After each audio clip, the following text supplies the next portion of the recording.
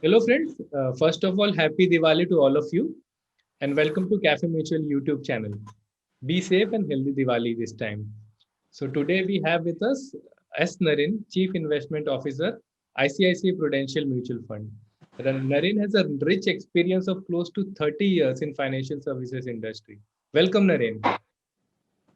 Welcome to all of you. Wishing all of you a very happy Diwali and prosperous times ahead. So today we will talk about the ICICI Prudential Balance Advantage Fund. So let's start this interview. So, Naren, Balance Advantage Fund has become very popular recently. I mean, it has gained immense popularity among investors and advisors these days. So, what are the key reasons for this, according to you? See, I think the year 2020 showed immense volatility. So, if you look at February, March, markets crashed, and category like ICICI Prudential Balanced Advantage Fund got an opportunity to buy aggressively in February and March, and the net equity level of the scheme increased significantly in February and March. Without having to go to investors to collect money, we could invest when the markets crashed in February and March, and then the markets recovered. So, if there is a category which does automatic asset allocation and is able to buy when the markets are down and sell when the markets are up, automatically, it delivers a good investment experience. And if you look at the last 5 years, you had experiences like 2015 China, 2016 Demon, 2018 ILFS, and you had this year COVID. So you had so many experiences where you got the opportunity of volatility and the benefit of volatility accrued to creating a better investment experience for the investor, irrespective of when the investor invested. And that is the reason I think the category is becoming bigger and bigger and bigger. So, Naren, how can dynamic asset allocation funds be the solution for investors to overcome behavioral biases?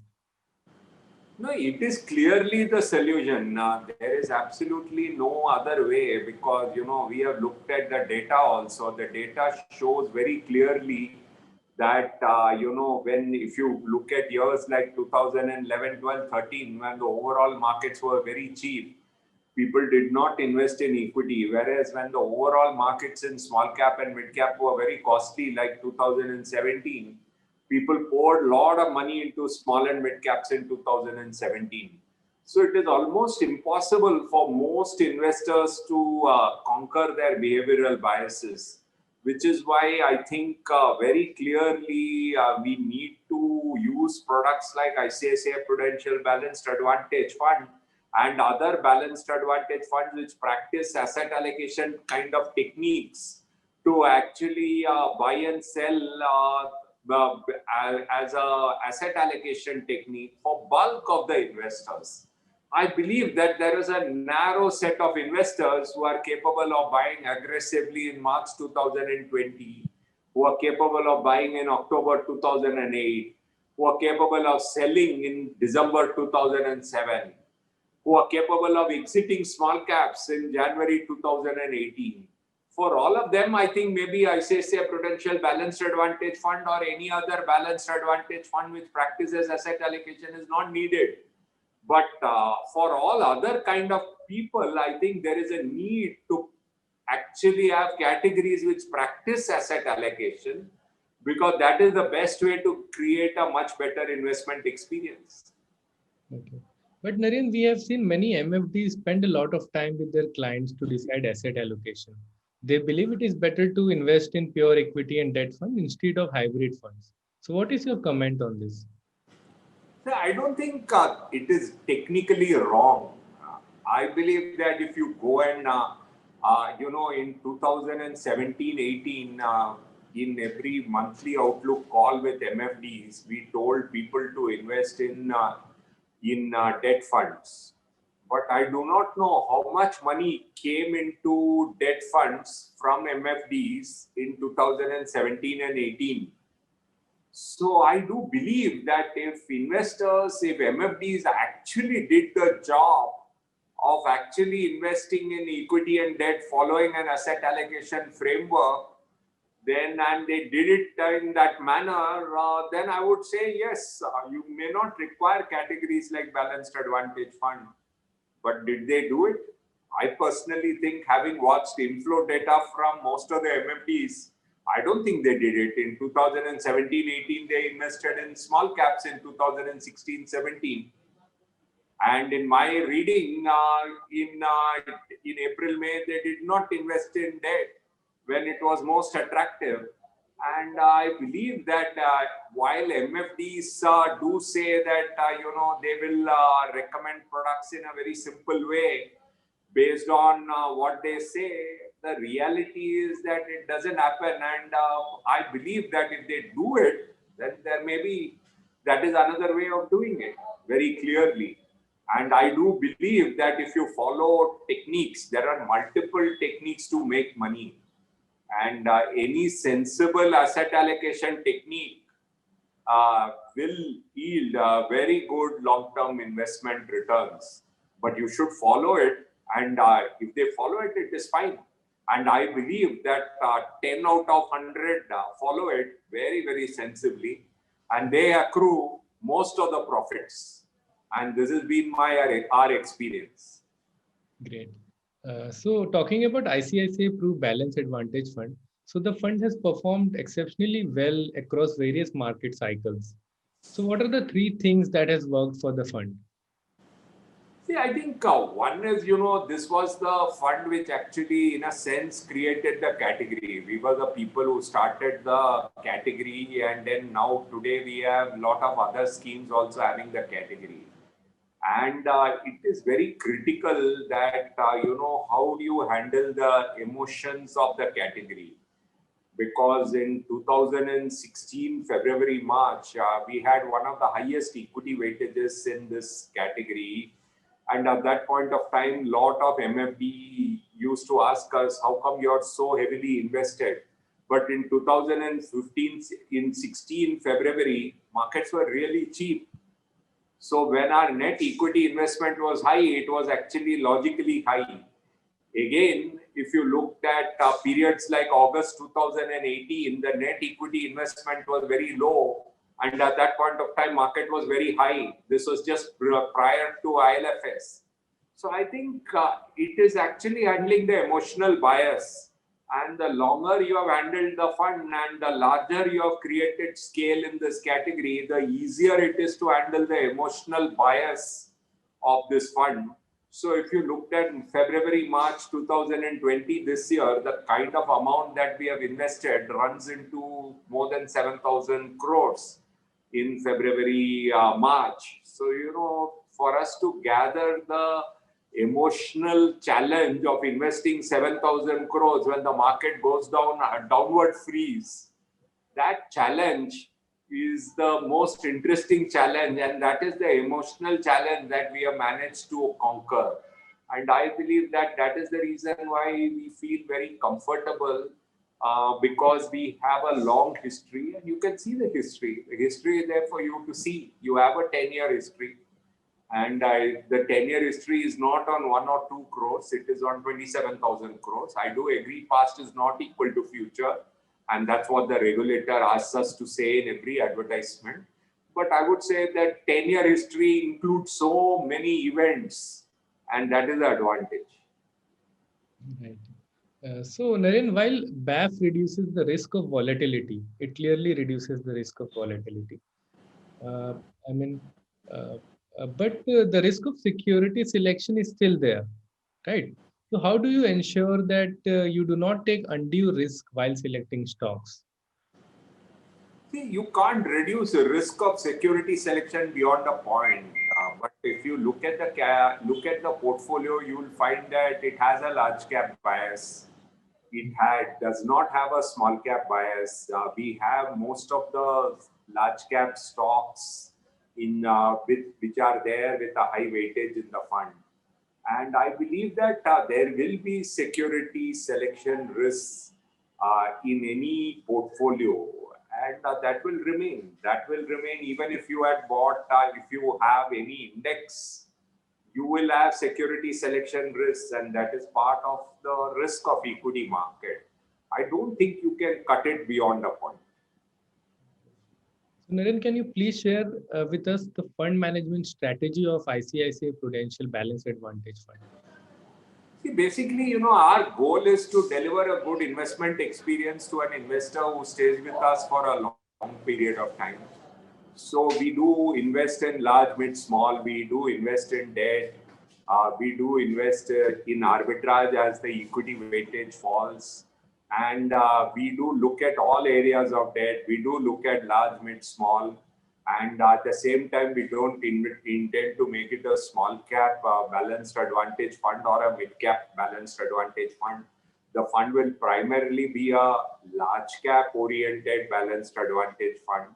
And we will use everything possible to create a good investment experience.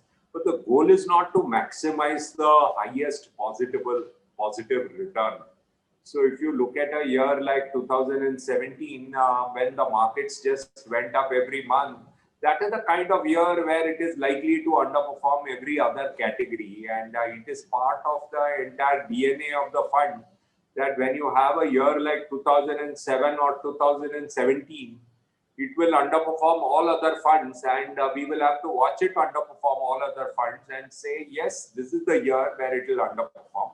But we will have future years where it will outperform, and that is a kind of framework that we have built into the DNA.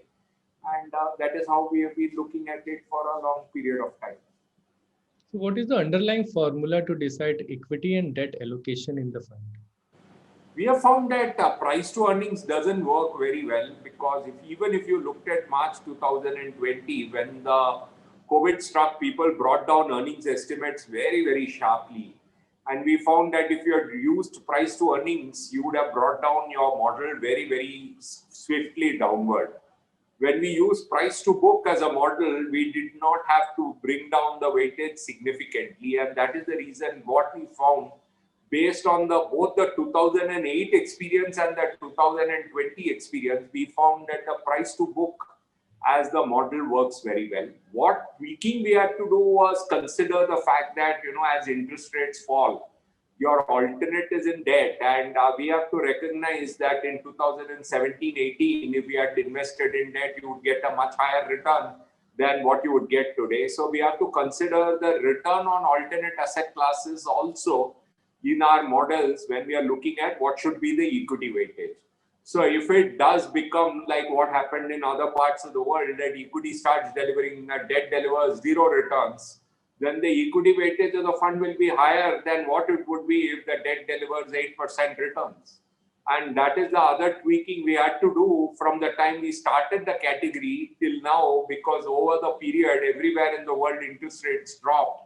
And even in India, from 2017 onwards, slowly interest rates have been dropping.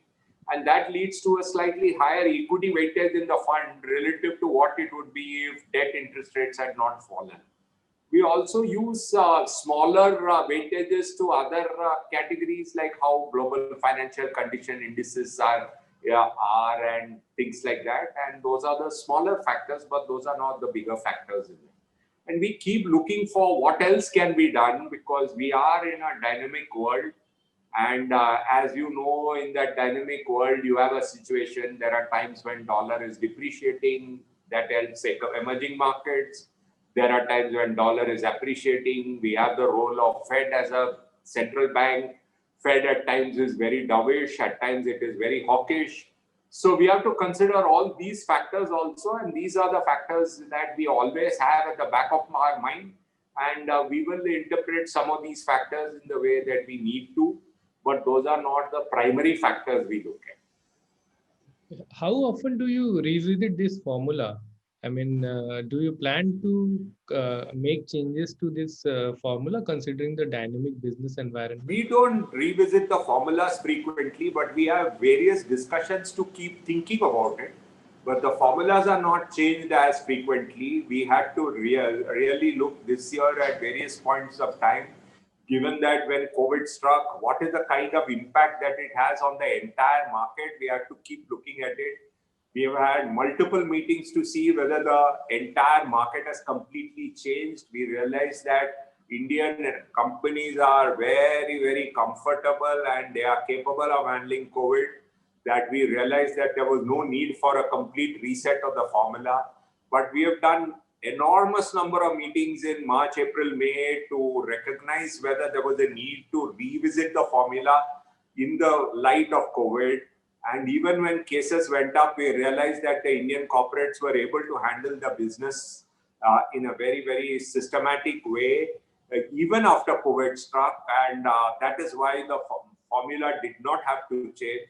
But if, for example, there were serious constraints on how the entire Indian corporate sector had to work, we would have been willing to look at changing the formula. We realized that even the Indian mutual fund industry realized how to work with COVID, ensure that every payment of every day's redemption was done smoothly. And we also found a way that every investor knew how to handle digitally, and everything could be handled digitally. And those kind of things were always thought of on a continuing basis in March, April, May, June. Okay. So Naren, how is this fund different from other balance advantage funds? That's a question for which I cannot answer. I can only say that we are the largest in the category and we have the longest history. And I can say that, given that we are the largest, we have a responsibility to ensure that the long-term investor experience has to be good. But we are not interested in optimizing returns at any risk. And at the same time, it is not that it is a capital protected fund. People think it is a capital protected fund, and I would like to tell people it is not. Any fund which has a meaningful exposure to equity cannot be a capital protected fund. But we are always looking at how is the best opportunity to get risk adjusted returns to the investors without it being a capital protected fund. And people have to recognize that there is an equity component in the fund, and that should not be forgotten. But we also need to recognize today that the returns that you get out of safe debt securities has come down drastically at this point of time.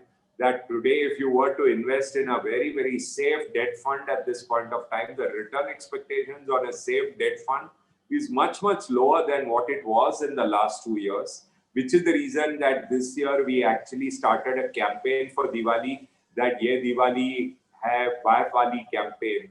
Because what we realized that in the safe debt securities, the return expectations have come down to very low level. And even in fixed deposits with big banks and all that, and all the other safe debt securities, the return expectations have come so low that today there is no chance that if you want to earn returns, you have to be willing to take a little bit of risk. And it's not that the risk is zero. And that is something I want investors to know, MFDs to know. And that is something that is very clear. But at the same time, you know what is the zero risk component. You know what an overnight fund has been delivering returns in the last 3 months. You know what a liquid fund has been delivering. So the really low risk returns have come down to very low levels. And that is the reason why we changed the campaign this year and said, Ye Diwali, Wali Diwali. Great. So which category of investors should invest in BAF, and what should be the investment horizon ideally? My view is any 3 to 5 year first time equity investor is best positioned to look at the category. And in my opinion, people who are retired, who don't have a tax, who don't have any income tax to pay, I think they should first make use of government tax saving schemes and follow that with BAF. Because today government tax saving schemes are actually giving very good return if they are a zero tax paying bracket. But I would recommend that for almost all the people, the first equity kind of oriented fund should be a balanced advantage kind of fund. That is how I look at it. And one has to always keep in mind that today in the equity space, it is a lower risk category. And I believe over the next 3 to 5 years, there is enough scope for volatility in equity market. Although equities have been doing extremely well since March, I believe once you have a 3 to 5 year view, the volatility in equities is likely to be there. And therefore, a category like Balanced Advantage Fund turns out to be the best entry level category for most investors. And it can be considered on an SIP basis also, because I believe that the benefit of volatility will accrue both to an SIP investor and a lump sum investor. And unless a person is looking for exceptional returns, but then when you aim for exceptional returns, risks are also high. And there, our view has been that clearly special situations and those kind of areas can give you exceptional returns with high risk at this point. So Naren, why do you think that advisors and MFD should recommend this scheme to their client? Clearly, at this point of time, when the markets are where they are, I don't think people ever recognize that on the eve of Diwali, you would have a Nifty which is at 12,600, 700. Valuations are not cheap. When valuations are not cheap and you want to invest for the long term, our framework has always been that you have to choose categories like balanced advantage fund over other categories. Okay, one last question, Naren. So you have recently created a campaign around ICICI Prudential Balance Advantage Fund. So why do you consider this scheme as the preferred choice to navigate the current equity market?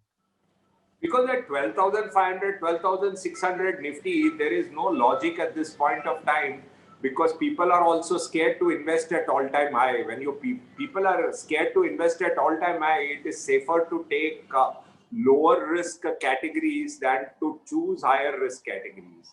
And the challenge at this point of time in debt is, while the products are safe, the intrinsic return potential in debt is no longer what it was in 2017 or 18.